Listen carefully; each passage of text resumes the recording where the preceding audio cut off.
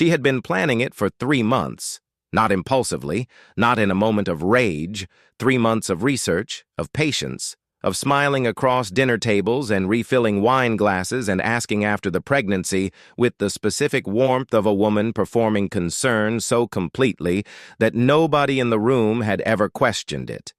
3 months of deciding that the woman carrying the baby was the only obstacle between her and the life she had decided she deserved.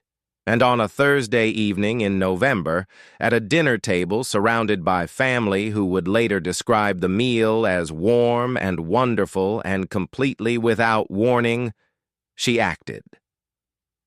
The pregnant woman felt the first symptom 20 minutes after the soup course, a bitterness she could not place, a warmth in her chest that moved wrong. By the time the main course arrived, she could not lift her fork. By the time anyone understood what was happening, she was on the floor. The ambulance arrived in 11 minutes. The emergency room was 12 minutes from the house. The doctor on call that night had been working at that hospital for 31 years. He had seen everything. He had not seen this, not because of the poison, because of the face of the woman on the gurney, the face he had been carrying in his memory for 22 years.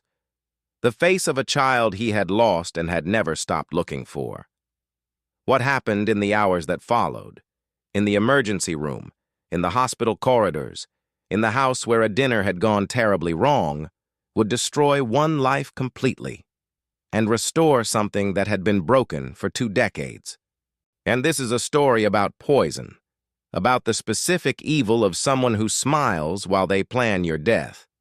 About a grandfather who had one night to save the granddaughter he had spent 22 years trying to find, and about justice that arrived not loudly, but completely.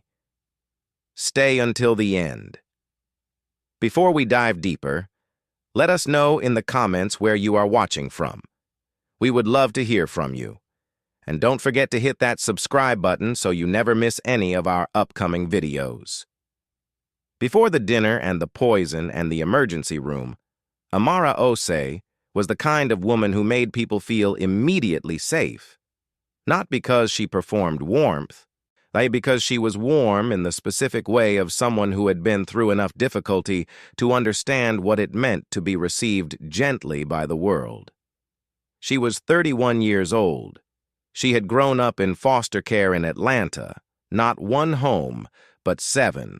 Across 14 years, before aging out of the system at 18 with a bus pass, a garbage bag of belongings, and the particular resilience of someone who had learned that the world was not reliably kind, but that this did not mean she was not worthy of kindness. She had put herself through community college working nights at a hospital cafeteria, then through a 4-year degree in social work at Georgia State, maintaining a 3.8 GPA while working 30 hours a week and sleeping 6 hours a night in an apartment she shared with 2 other women she had met through a housing assistance program.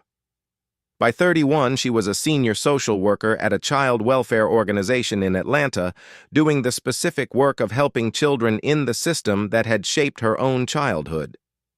She was not famous. She was not powerful in the ways that the world typically measures power. She was the kind of person who showed up, who returned calls, who remembered details, who made the children she worked with feel, for however many hours a week she was present, that someone specifically and reliably cared about what happened to them. She had met Kofi Mensah at a fundraising event for the organization where she worked. He was 34, though a structural engineer with a small but growing firm. He had attended the event because his college friend ran the nonprofit and had guilted him into buying a table. He had not expected to meet anyone. He had met Amara. They had talked for 3 hours at a corner table while the event moved around them and had discovered, in that specific way of 2 people who have both been lonely in similar ways, that the conversation required no effort. He had asked for her number. She had given it. They had dated for 18 months before the engagement. The engagement had been simple. Dinner at the restaurant where they had gone on their 3rd date, a ring he had spent 4 months selecting, A proposal he had written and rewritten until the words felt as honest as he needed them to be. She had said yes immediately, without performance. Without the moment of pretended surprise that certain proposals require, just yes, immediately and completely. They were married 11 months later. Simple ceremony, 80 guests, a garden in October. The pregnancy came in year 2 of the marriage. Unexpected, but immediately, fiercely wanted. Amara had held the positive test in the bathroom of their apartment and felt something she had not felt in a very long time. The specific and fragile sensation of someone who had spent their entire life not quite belonging anywhere, suddenly understanding that something was growing that would belong to her completely. She pressed her hand to her still flat belly. "You are wanted," she said, out loud, to the empty bathroom, not for anyone to hear, because the child needed to know. Even then, even before they were born, and they were wanted. She told no one about her background in the beginning of the marriage, not from shame, from the particular privacy of someone who had learned that their history was theirs to share in their own time. Kofi knew the outline: foster care, no known family, raised by the system. He had not pushed for details because he understood, without being told, that pushing for details was not what she needed. What she needed was for him to show up consistently. He showed up consistently. That was the foundation. That was enough. What she did not know was that the absence of known family was not the full story. That somewhere in Atlanta, there was a man who had spent 22 years looking for her. Who had her grandmother's eyes and her mother's determination, and who had been searching for her since the day she disappeared into the foster system as a 9-year-old girl. Who was, on a Thursday evening in November, the doctor on call at Atlanta Memorial Hospital. She did not know any of this. She was at a dinner table, lifting a spoon of soup, tasting something that did not belong. Diana Ashford had always understood the difference between what people said and what they meant. It was, she would have told you if you had asked her, and she had felt like being honest, her primary skill. She had grown up in a household where the distance between performance and truth was managed with precision, and had learned early that the people who thrived were the ones who understood which version of themselves was required in any given room and delivered it flawlessly. She was 36 years old. She was, by every visible measure, exceptional. She had a master's degree in communications from a school that required both money and grades to attend. She worked as a senior marketing strategist at a firm whose clients included 3 nationally recognized brands. She dressed with the specific intention of someone who understood that appearance communicated before words did. She was also, and had been for 14 months, the woman Kofi Mensah called when he was working late. She would tell you that she had not planned it. She would tell you that it had begun as a professional connection and developed into something she had not anticipated and had tried several times to step back from. She would be lying. Diana had identified Kofi Mensah 4 months before she had allowed him to meet her professionally. She had seen him at an event, had asked a mutual contact about him, had researched his business, his background, his professional trajectory, had positioned herself, with the patience of someone who understood that certain acquisitions required preparation, at the edge of his professional world until the opportunity to enter it presented itself naturally. She had been, from the moment she first saw him, pursuing a specific outcome. The outcome was Kofi. The complication was Amara. Diana had met Amara 4 times before the dinner. At a work event Kofi had brought Amara to. At a birthday dinner for a mutual friend, at a charity auction, at a Sunday brunch where the couples in Kofi's social circle had gathered. Each time, Diana had performed warmth toward Amara with the same precision she performed everything. "Your dress is beautiful," said directly and warmly. "Kofi talks about your work all the time. What you do is so important," said with apparent admiration. "You must be so excited about the baby." said with the specific brightness of someone who wanted you to believe in their happiness for you. Amara had liked Diana. She had not liked her effortfully. She had simply, in the open way of someone who does not spend energy on suspicion, accepted Diana's warmth at face value and reciprocated. This, Diana had calculated, was the advantage. Amara's openness, on her lack of suspicion, her genuine goodness. All of it made her easier to manage. The decision to poison Amara had not been made in anger. That was what made it most frightening. It had been made in calculation. Diana had been managing the affair for 14 months. She had managed Kofi's guilt, his periods of distance, his attempts to end it that she always converted back into continuation with the specific skill of someone who understood that men like Kofi needed to believe they were making their own choices, even when their choices were being shaped for them. She had managed her own patience, her own expectation, her own understanding that this would eventually resolve itself one way or another. And then Amara had announced the pregnancy, and Diana had understood that the natural resolution, the one she had been waiting for, and the one where Kofi's distance eventually became departure, was no longer available. A baby changed the calculus completely. A baby meant Kofi would stay, not from love, necessarily, from obligation, from the specific weight of responsibility that Diana had watched reshape men who had been on the verge of leaving. A baby meant Amara was permanent, and Diana had decided, across 3 months of research conducted on personal devices she never connected to her home network, that Amara did not need to be permanent. She had been careful. She was always careful. The compound she had chosen was not dramatic. It did not require specialized access. It worked slowly enough that the symptoms would not present immediately, giving her time to be seen as concerned, helpful, the first person to suggest calling for help. She had practiced the sequence, the timing, the expression she would wear. She had chosen the soup course because it required leaning across Amara to refill the breadbasket, a natural movement, unremarkable, a gesture of attentiveness. She had worn the same perfume she always wore. She had smiled the same smile. She had asked about the pregnancy. "How are you feeling? You look so beautiful. You must be so excited," with the warmth she had spent 14 months perfecting. And then she had acted. She had not accounted for the grandfather. Nobody could have accounted for the grandfather. Because the grandfather was the single variable in an otherwise carefully controlled plan that Diana could not have known existed. And the grandfather was the reason everything that followed would not go the way she had planned. Doctor. And James Osei had been practicing emergency medicine for 31 years. He had worked at Atlanta Memorial for 26 of them. He was 63 years old. He was the kind of doctor that certain hospitals produce when they are willing to invest in people rather than metrics, not the most celebrated physician in the building, not the one whose name appeared on research papers or conference programs, but the one the nurses called first when something was wrong and the situation required both skill and steadiness.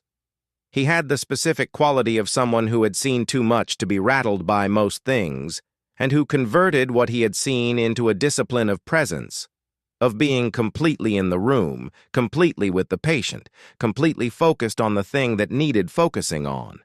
He was, by any measure, exceptional at his work. And he was also, for 22 years, a man carrying a grief that had not diminished. His daughter, Abena, had been the light of his life. She had been born when he was 30, and had been, from the moment of her arrival, the person who made him understand why people said that having children reorganized everything. She had been funny and brilliant and stubborn in a way that was purely her own. She had his wife's eyes and his mother's determination and a laugh that arrived without warning and filled whatever space it entered. She had also, at 23, made a choice he had not been able to protect her from.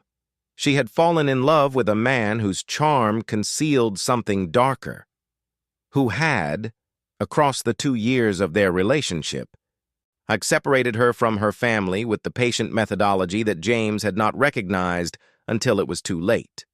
Who had, when she had finally tried to leave, made leaving complicated in ways that were not physical, but were suffocating nonetheless. Abena had left Atlanta at 25, not to escape James, to escape the man. She had called him from a bus station in Chattanooga. "Daddy, I'm leaving. I'm going somewhere he can't find me. I have Amara. We're okay." "Who is Amara?" "Your granddaughter. She's 9 months old. I'll send pictures when I'm settled. I love you." The line had gone dead. He had never heard his daughter's voice again.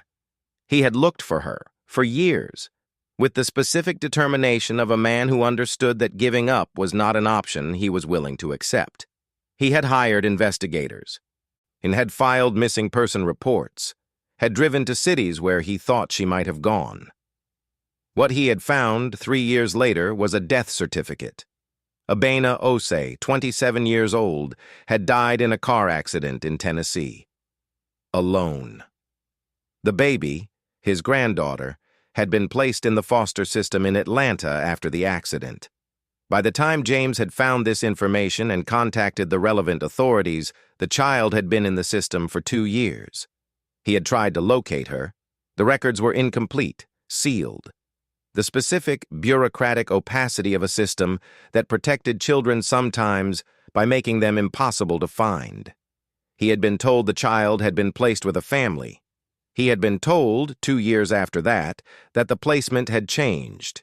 He had been told, eventually, that the trail had gone cold.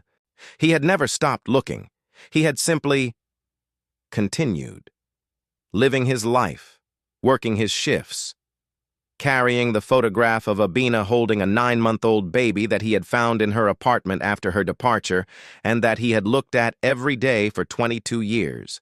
Dark eyes, a particular quality to the nose, her grandmother's nose, a baby he had never held, a granddaughter he had never known.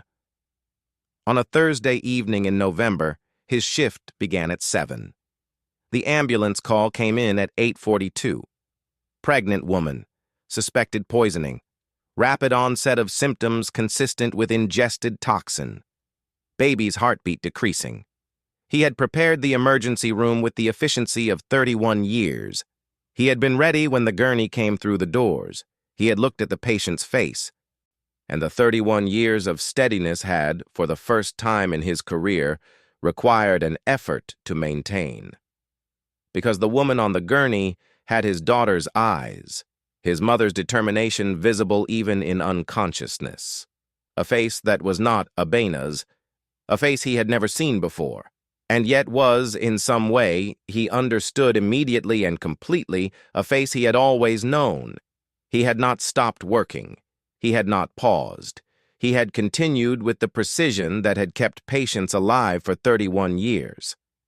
But underneath the precision, something enormous had happened, something that would change everything that followed.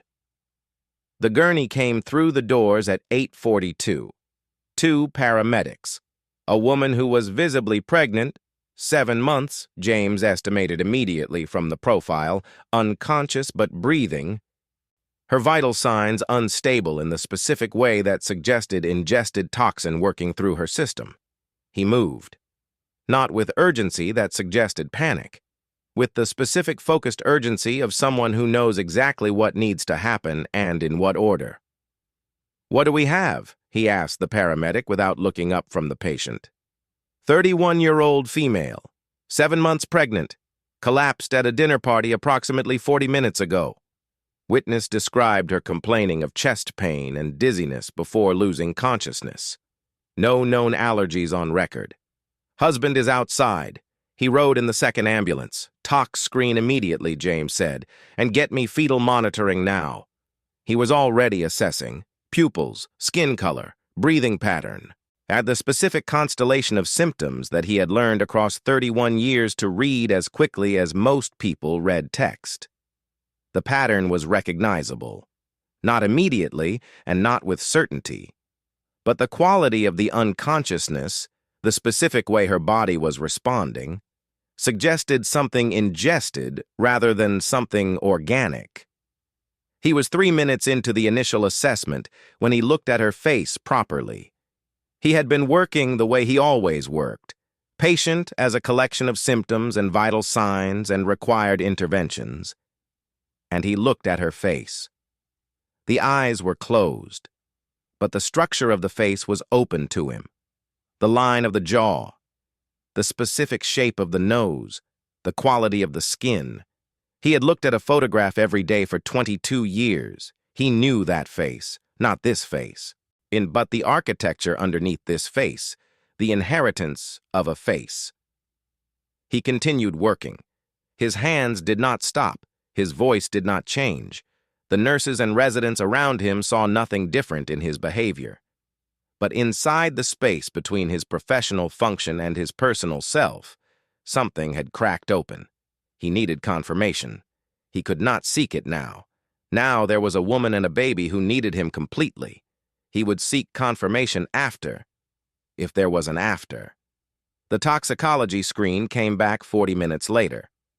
James read the results. He had been right.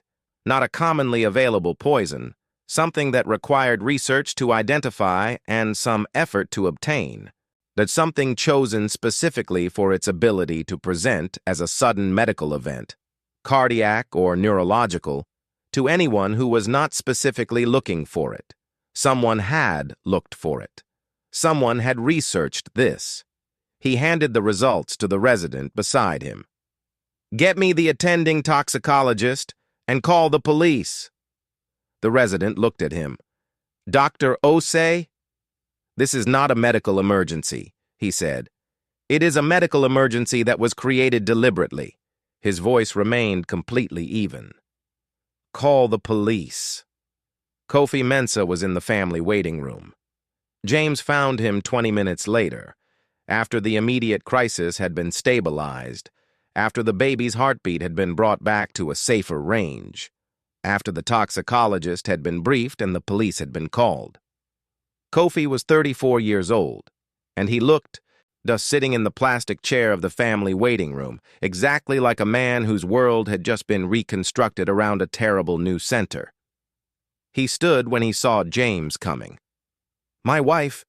"She's stable," James said. "The baby is stable. We're monitoring both closely." He sat down across from Kofi. "I need to ask you some questions. What happened to her?" "They said possible poisoning, but that doesn't..." "The toxicology confirms ingested toxin," James said. "Something was put in her food or drink at the dinner. I need you to tell me everyone who was present tonight." Kofi listed them: family, friends, colleagues, and then Diana Ashford. James wrote the name. "What is Ms. Ashford's relationship to you?" A pause. The pause of a man who needed a moment. "She's a..." "Professional contact," Kofi said. "A friend." James looked at him, not with judgment, with the specific attention of someone reading what was not being said. "I see," he said. He did not pursue it. The police would pursue it. After Kofi, he went back to the emergency bay where Amara was being monitored. She was conscious now, barely, groggy, moving between awareness and the specific fog of someone whose system had been assaulted. He stood at the foot of her bed. He had a photograph in his wallet. He had carried it for 22 years. He pulled it out. He looked at it. He looked at her. The photograph was of a 9-month-old baby. The woman in the bed was 31 years old. 22 years was a long time. But the architecture of a face, the specific inheritance of bone structure and the quality of the eyes, that did not change. He sat down beside the bed. He had a decision to make, and he could wait for confirmation. A DNA test, the proper channels, the careful verification that a situation this significant required. Or he could speak, not with certainty, with a question that he needed answered even before the science could catch up. "Can you hear me?" he said. His voice was quiet, entirely different from the clinical precision of the previous hour. Her eyes opened, struggled to focus. "Yes," she said, barely. "My name is James Osei," he said. "I'm your doctor tonight." A pause. Can you tell me, do you know anything about your birth family? Her eyes sharpened slightly, not from the question, from the name. Osei, she said. Yes, my mother's name was Osei, she said. Abena Osei. She died when I was 9. The room did not change. The monitors continued their steady reporting. The fluorescent lights hummed. James Osei sat beside the woman he had just saved and understood, with the specific certainty of someone who has been searching for something for 22 years and has just found it, that this was his granddaughter, alive, in front of him. Because he had been scheduled to work on a Thursday night in November. He did not tell her everything that night. She was too fragile, too medicated, too recently pulled back from a place that the medical team did not yet fully understand the edges of. He told her that he believed he knew her mother, that he would need to verify before he said more, that she should rest, and that she and the baby were going to be all right. She had looked at him with the specific eyes that were his daughter's eyes in another face. You knew my mother? I believe so, he said. Yes. Was she... A pause. Did she have family? She had a father, James said, who looked for her. Amara's eyes filled, not dramatically, with the specific, quiet filling of someone who has been told something they have needed to know for a very long time. He left her room at 11:15. He had 3 things to do. The first was to speak to the detective who had arrived 40 minutes earlier and was waiting in the administrative conference room. The second was to initiate the DNA verification process through the hospital's genetic testing department, which he could do because he was a physician and because the test required only his own sample and a sample from Amara that had already been collected as part of the medical workup. And the third was to sit somewhere alone for exactly 10 minutes and allow himself to feel the thing he had been containing since the moment he looked at her face. He did the third one first. A supply closet on the 2nd floor. 10 minutes. Then he straightened his coat and went to speak to the detective. Detective Priya Nair had been with the Atlanta Police Department for 14 years. She was not a woman who was easily impressed. She was, James observed in the first 2 minutes of their conversation, extremely good at her job. She had already spoken to Kofi. She had already spoken to 2 of the guests who had been at the dinner. She had already made a request to hold Diana Ashford for questioning, a request that had been complicated by the fact that Diana had left the dinner within minutes of Amara's collapse and was not currently reachable by phone. Tell me what you found medically, the detective said. Pen ready. Direct. James walked her through it. The toxin, the presentation, the specificity of the compound. Not something available over the counter, not something that appeared in food naturally. Something that had been deliberately sourced and deliberately administered. How deliberate are we talking? Nair asked. This is not a mistake, James said. This is not contamination. This is not an accident. This compound was chosen because it presents symptomatically in a way that can be attributed to other causes if the toxicology is not run specifically. He paused. Someone researched this. Someone who knew she was pregnant. Yes, because the dosage, James confirmed, was calculated for her body weight, not for the pregnancy. The effect on the baby was a secondary consequence, or possibly, he paused, choosing his word, intentional. Detective Nair's expression did not change, but she wrote something down. Dr. Osei, she said, is there anything else about this patient I should know? He looked at the detective. He had made his decision in the supply closet. I believe, he said, that the patient is my granddaughter.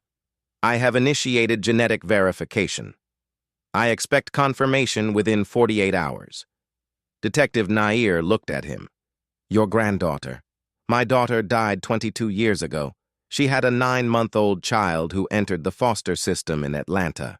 And I have been unable to locate that child since. A pause. Until tonight. Nair was quiet for a moment. How confident are you? The facial architecture is consistent.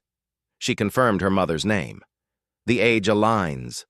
James held the detective's gaze. I have been looking at a photograph of this baby for 22 years. I know my daughter's face. This woman carries it. Nair made another note. This changes the nature of the case, she said quietly. In what way? In the way that it is no longer only an attempted murder, Nair said. It is an attempted murder of a woman who is the unknown granddaughter of a physician at the hospital where she was brought. She paused. If that becomes known publicly... It will, James said. Yes, Nair agreed. It will. Diana had left the dinner party at 9:14, 11 minutes after Amara collapsed. She had stayed long enough to perform concern, kneeling beside Amara, her hand on her back, her voice saying, "Call 911, call 911, someone call," and had stayed through the arrival of the paramedics and had made sure that 3 separate people heard her say, "I don't understand." She seemed fine. She was fine just minutes ago. Then she had gone to her car. She had driven to her apartment. She had showered. She had poured herself a drink and sat at her kitchen counter and run through the sequence. The timing had been right. The dosage had been right. Her behavior at the scene had been right. There was no direct connection between herself and the compound. She had been careful. She was almost certain, undetectable. Her phone rang at 10:47. Kofi. She did not answer. It rang again at 11:12. She did not answer. At 11:31, a text. The police want to speak with everyone who was at dinner tonight. They'll be in touch. She read it twice, put the phone down. The police wanting to speak with everyone was expected. It was routine. It did not mean she was a specific focus. She poured another drink. She had been careful. At 8:17 the following morning, 2 detectives knocked on her apartment door. She was dressed. She had prepared for this. She opened the door with the expression she had practiced, concerned, cooperative, still visibly shaken from the previous evening. "Of course," she said. "Come in. How is she? How is the baby?" Detective Nair came in first, a second detective behind her. They sat in Diana's living room with its carefully curated aesthetic, the art, the plants, the specific arrangement of a space designed to communicate taste and stability. "Ms. Ashford," Nair began, "can you walk us through the evening from your perspective?" Diana walked them through it, carefully, consistently, with the specific detail of a woman who had rehearsed not because she was hiding something, but because she took the recounting of important events seriously. She described the dinner, the food, the conversation, her position at the table. She described noticing that Amara seemed unwell. She described her concern. She described her actions at the scene. Nair listened, made notes, asked clarifying questions that were specific enough to require attention. Diana answered each one. She was, she believed, performing this flawlessly. "Miss Ashford," Nair said after 20 minutes, "can you describe your relationship with Kofi Mensah?" "Professional contact," Diana said. "Friend." "How long have you known him?" "About 2 years. And in that time, has the relationship ever been more than professional?" A pause. The pause Diana had prepared for. "We became close," she said carefully. "Over time. In ways that I'm not proud of. Given his marriage, you had a romantic relationship with him." Not a question. "Yes," Diana said, "for about a year. And was that relationship ongoing at the time of the dinner?" Another prepared pause. "It had become complicated," Diana said. "I was trying to step back." Nair nodded, made a note. "Ms. Ashford," she said, "we've recovered purchase records from a laboratory supply company. The records show an order placed from a device registered to your home network 8 weeks ago, and the order was for a compound consistent with what was found in Mrs. Mensah's toxicology." The room shifted. Diana's expression did not change dramatically, but something behind it did. the specific micro-expression of someone who has just understood that a variable they believed they had controlled had not been controlled. "I don't know what you're referring to," she said. "The order was placed from your home IP address," Nair said, "to a billing address 2 blocks from here. The compound was delivered 6 weeks ago. We have the delivery confirmation. There must be a mistake. The credit card used for the purchase belongs to a business registered in your name." The room was very quiet. Diana looked at her hands, then at the detectives, then at her hands again, and something shifted in her expression. Not guilt, not remorse, something colder. It had the expression of someone who has realized that a particular strategy is no longer viable and is calculating what comes next. "I'd like to call my attorney," she said. "Of course," Detective Nair replied. The DNA results came back in 36 hours.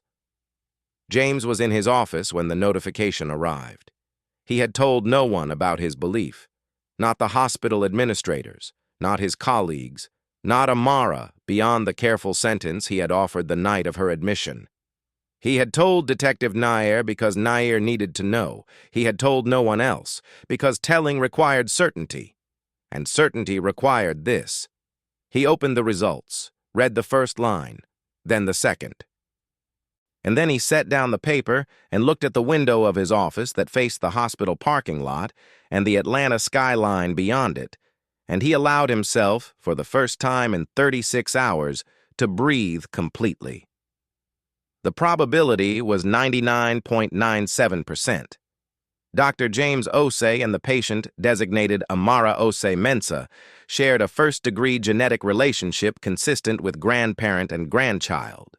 His granddaughter, alive, in a room 14 floors above him. 22 years. The foster system and the sealed records and the investigators who had run out of trail and the photograph he had carried every day. 22 years. And she had been brought to his emergency room on a Thursday night by the specific cruelty of a woman who had tried to end her life. The cruelty that had found her had also, in its finding, given her back to him. He walked to her room at 3 in the afternoon. She was awake, sitting up slightly in the hospital bed. The baby's heartbeat was steady on the monitor beside her. Kofi was in the chair beside her. He stood when James entered. "Dr. Osei." James looked at him, then at Amara. "I have the results," he said, "from the genetic test I requested." He looked at Amara directly. "I asked your permission before we admitted you. You were conscious enough to consent. Do you remember?" "Yes," she said. He sat down across from her. He had thought about how to say this. He had thought about it for 36 hours. And he had understood that there was no version of this that was not enormous. There was only true and not true. And it was true. "Your mother was a Bena Osei," he said. "She was my daughter. She left Atlanta when you were 9 months old to escape a difficult situation. She died in Tennessee when you were 2 years old. I have been looking for you since the day you entered the foster system." The room was very quiet. Amara looked at him. The monitors continued their steady reporting. Outside the window, Atlanta continued without awareness of what was happening in this room. "You're my grandfather," she said. "Yes. You've been looking for you." "Yes." His voice was steady. It had taken everything he had. 22 years. She pressed her hand to her mouth. Kofi sat back down. Nobody spoke for a moment. "I have a photograph," James said. He reached into his coat pocket. He had transferred it from his wallet to his coat pocket that morning, understanding that this moment would come. "Your mother, holding you. You were 9 months old." He held it out. She took it with a hand that was not entirely steady. She looked at it for a long time. Then she looked at him. "She has your eyes," Amara said quietly. He looked at the photograph. "She did," he said, "and you have hers." Kofi reached for Amara's hand. She held it without looking away from James. "I looked for family," she said. "When I was in the system, I asked about family. They told me there wasn't any. I was there, James said. The records... He stopped. The system failed you. I am sorry. I never stopped looking. She held his gaze. Then she extended her free hand. He took it. Across the hospital bed, across 22 years, across the specific distance that only certain griefs can create and only certain truths can bridge. He held his granddaughter's hand, and for the first time since the supply closet on the second floor, and he allowed himself to feel completely what he had been containing since the moment he looked at her face. Kofi Mensah sat in the chair beside his wife's hospital bed and understood in the days that followed that he had two reckonings to manage simultaneously. The first was the reckoning with what had been done to Amara. That one was clear, unambiguous. Someone had tried to kill his wife. Someone had tried to kill his unborn child. The anger that lived in that fact was the cleanest thing he had felt in 14 months. The second reckoning was harder, because the second reckoning was with himself, with the 14 months during which he had made choices that had introduced Diana Ashford into their lives, into their home, into their marriage. He had not put the poison in Amara's food. He had not known.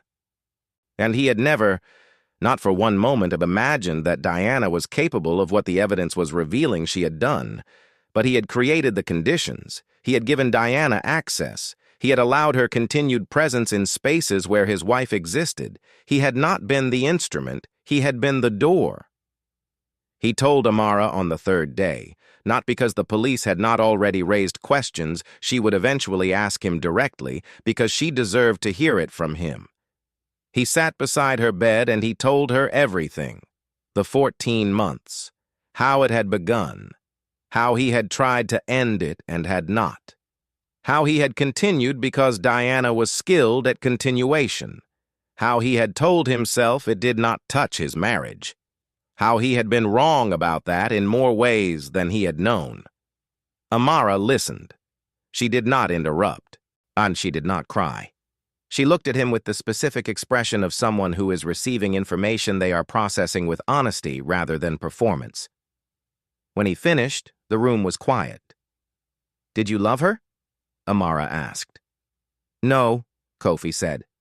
"I was attracted and guilty and too weak to end it when I should have." He held her gaze. "I did not love her. I have only loved you. Did you know what she was capable of?" "No." His voice broke slightly. "If I had known, Amara, if I had understood for one moment that she was—" "I know," Amara said. "I believe you." That was the thing that would take Kofi years to understand. That she believed him, not because she was naive, because she knew him. Because she had spent 3 years with him and knew the specific texture of his honesty and his guilt and the particular way he carried things he had done wrong. She believed him, and she chose to face what came next with him beside her. Not immediately, not without pain, not without the months of therapy that followed, but she chose, because the choosing was hers to do, and she did not give it to Diana. She kept it. James Osei had a conversation with Kofi that Amara had asked him to have, not to judge, not to threaten, to make clear. "You understand," James said, in the specific tone of a man who had raised a daughter and lost her and found her granddaughter in a hospital bed, "that what happened to my granddaughter happened in part because of the access you provided." "Yes," Kofi said. "You understand that the work ahead, for your marriage, for your family, requires more than regret." "Yes. What does it require?" Kofi looked at the floor.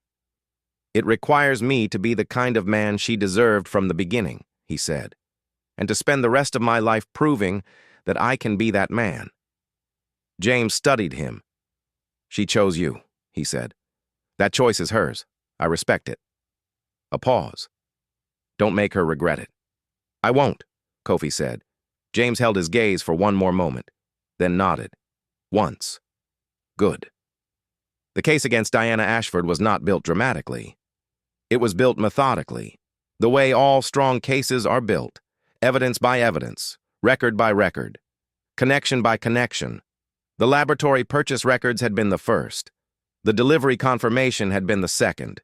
And the digital forensics team found the research on Diana's personal laptop, search history that had been cleared but not cleared completely, because clearing completely required a technical understanding that Diana had not had.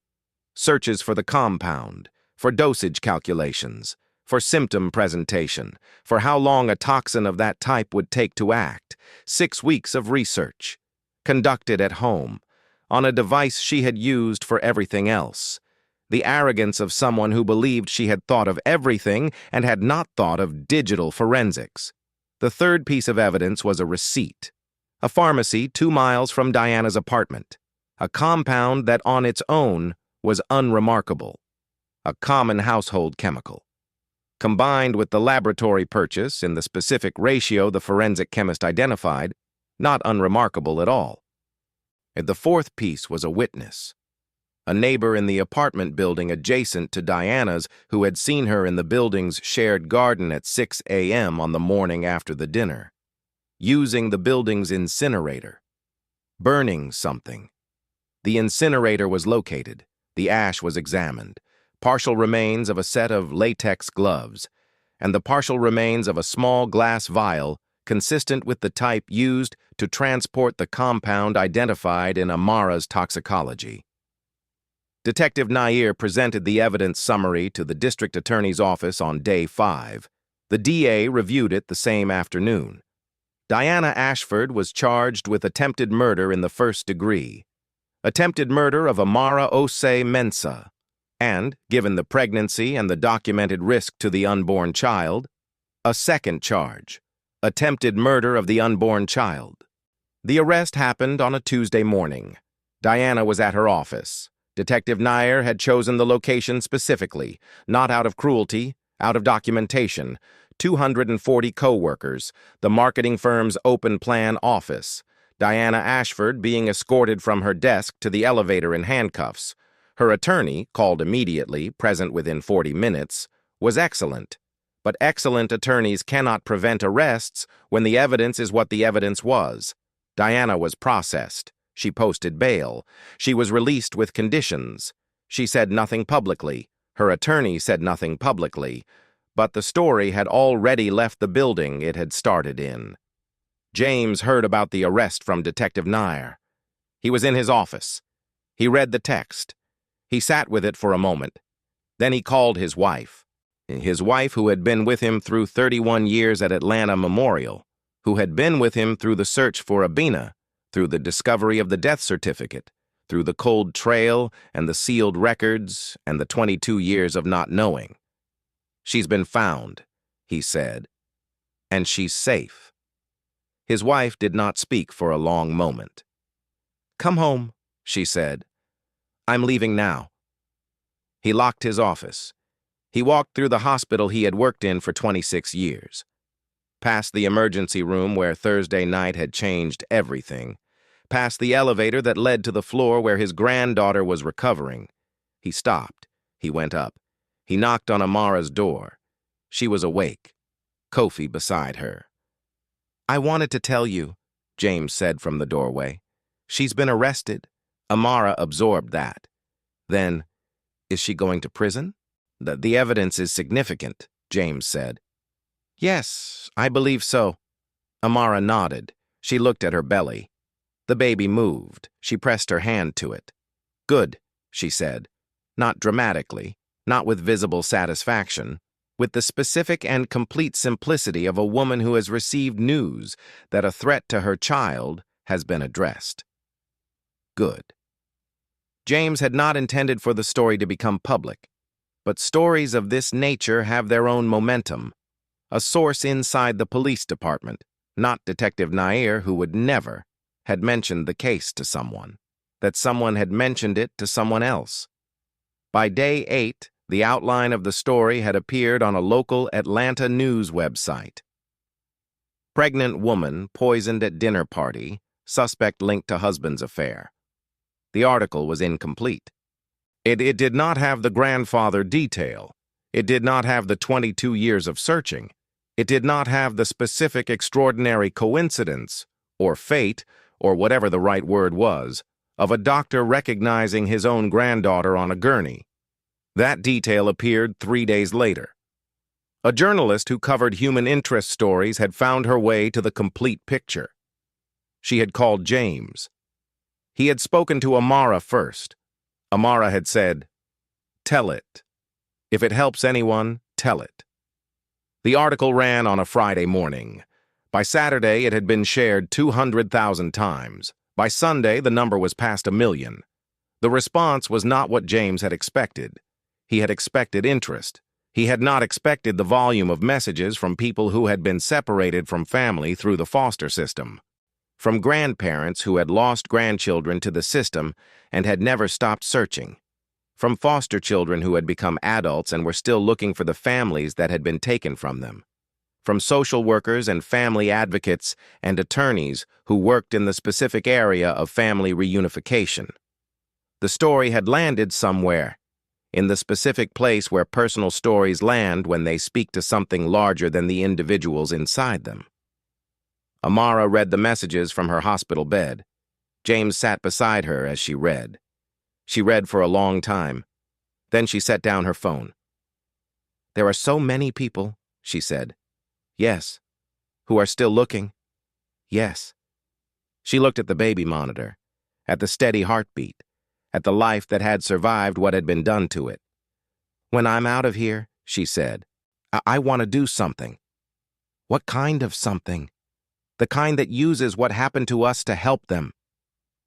James looked at his granddaughter, his daughter's eyes, his mother's determination, the specific inheritance of a woman who had been through the worst of the system as a child and had become a social worker because she understood from the inside what was needed, and who had now survived something that had attempted to end her life, and was already in a hospital bed, 7 months pregnant, 3 days after being poisoned, thinking about what it could be used for. "Your grandmother," James said, "is going to love you." Amara looked at him. "She doesn't know about me yet?" "She knows. She's been calling me every 4 hours. She's flying in from Accra on Monday." "Accra. She went home to see her sisters 2 weeks ago. She would have been on the first flight after Thursday, but you told her to wait until I was stable." "Yes." Amara smiled.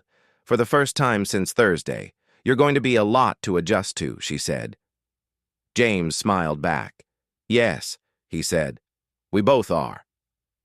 The trial began 7 months after the dinner. By then, Amara had delivered a healthy daughter, 4 pounds, 14 ounces at 38 weeks, named Abena, after her grandmother. The name James had heard only once in the last 22 years, from his daughter's mouth in a bus station in Chattanooga, on a phone that had gone dead immediately after. The name was back, alive, in a small person who had survived what had been intended to prevent her. The prosecution's case was detailed and comprehensive, the laboratory purchase records, and the digital forensics showing 6 weeks of research, the pharmacy receipt, the incinerator evidence, the neighbor witness, the toxicologist who explained in terms the jury could understand exactly what had been put in Amara's food and what it had been designed to do. Diana's attorney was skilled. He attempted to argue alternative explanations for each piece of evidence individually. He argued that the research could have been curiosity, that the purchase could have been for legitimate use, that the incinerator evidence was incomplete. The jury listened to each argument. Then they listened to Amara. She testified for 4 hours. She described the dinner, the taste she had noticed and had not been able to identify, the symptoms that had followed, the specific terror of understanding that something was wrong with her body while her baby was inside it. She described waking in the emergency room, the doctor beside her, the question he had asked that had reorganized everything. She described learning who had done it and why. Her voice was steady throughout, not because she felt nothing, because she had decided that what she felt was not for this room. What this room required was the truth. She gave it the truth. James testified the following day. He described the medical findings, the toxicology, the deliberateness of the compound choice. He described recognizing Amara, the DNA test, the confirmation, the specific detail that the doctor called to save the victim had turned out to be her grandfather. The courtroom was very quiet during this testimony, and the jury had been selected carefully. But they were human, and the specific, documented, verified coincidence of a grandfather and granddaughter reunited through an act intended to destroy both of them was not something that could be heard without feeling it. Diana did not testify. Her attorney had advised against it. The jury deliberated for 2 days, guilty on all counts. Attempted murder in the first degree, 2 counts. The sentence was delivered 3 weeks later, 25 years. Possibility of parole in 20.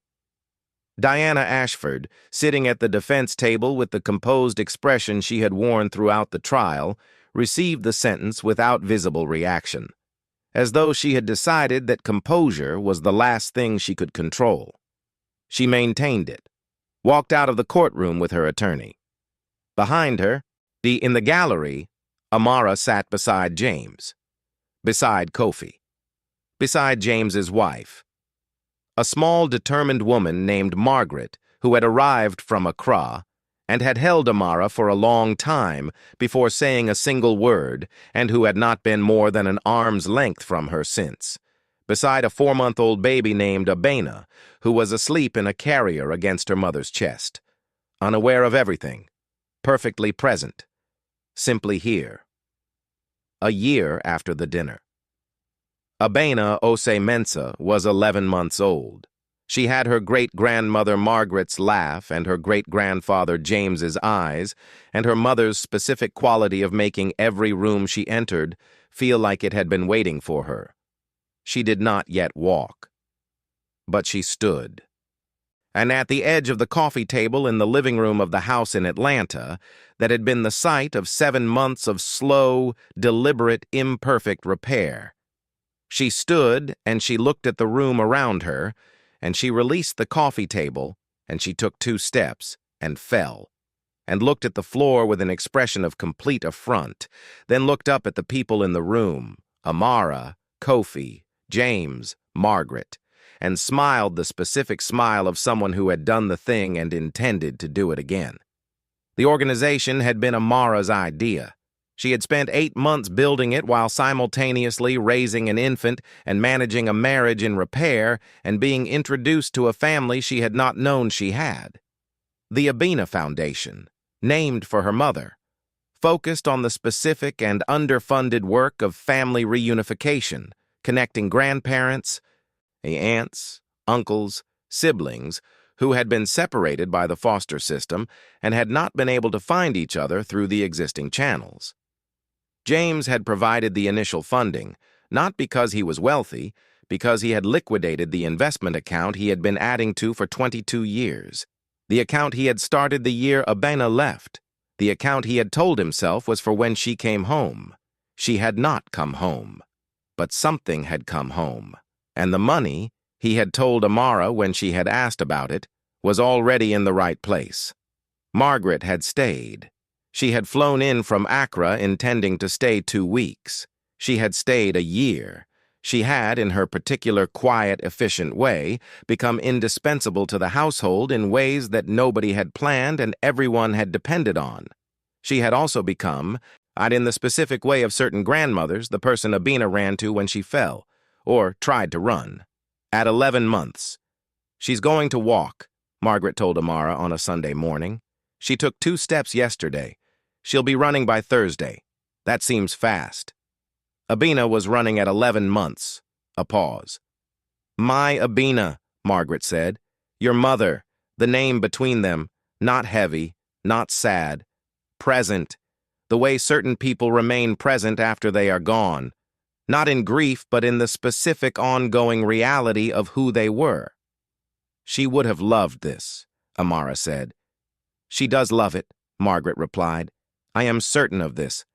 Amara and Kofi had done the work, real work, therapy, separately and together. The specific difficult work of understanding how 14 months of choices had created the conditions for what had happened. Kofi had not defended himself. He had not minimized. He had sat in the rooms and answered the questions and done the thing he had promised James he would do. Prove it, not with words, with the accumulation of days. It was not healed. It would not be healed in a year. But it was, by every measure that Amara trusted, in the direction of healing. And direction, she had learned, was what mattered, not arrival, direction. James had one more thing to do. He had done it on a Tuesday afternoon in December. He had gone to the cemetery in Tennessee where Abena was buried. Margaret had come with him. They had stood at the grave for a long time. He had told her everything, about Amara, about the Thursday night, about the DNA result, about the baby named Abena who laughed like her grandmother and had her great-grandfather's eyes. And he had told her about the foundation that would carry her name, about the grandparents and siblings and children who would find each other through it, about the specific, improbable, devastating, extraordinary way that her daughter had been brought back to her family. He had talked for a long time. Margaret had held his hand the entire time. When he finished, the cemetery was quiet. Winter light, the specific stillness of a place that holds things. She knew, Margaret said. What did she know? That you would find her, that you wouldn't stop. Margaret looked at the grave.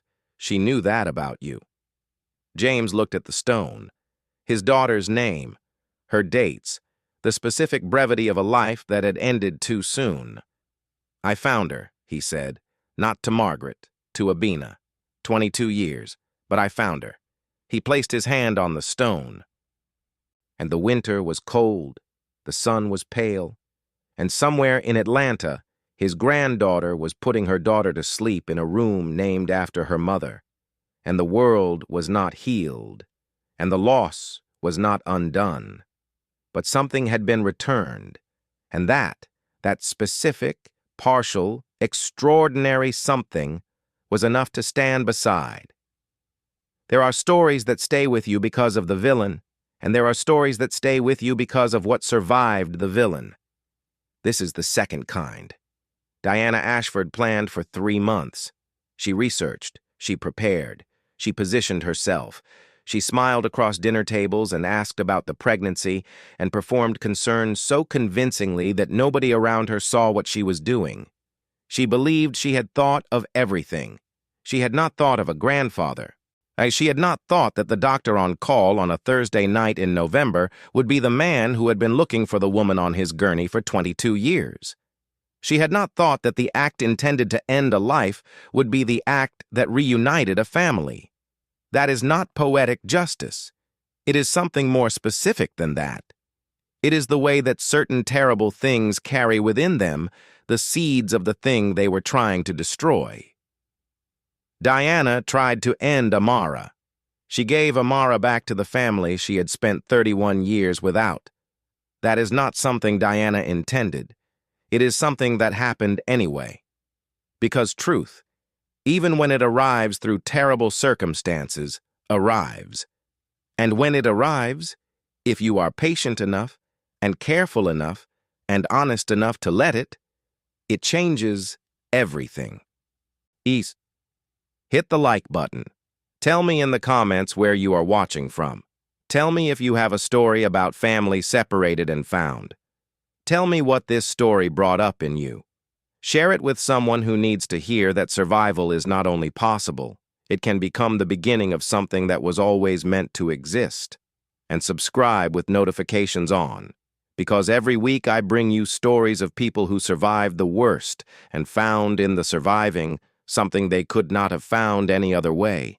I will see you in the next one.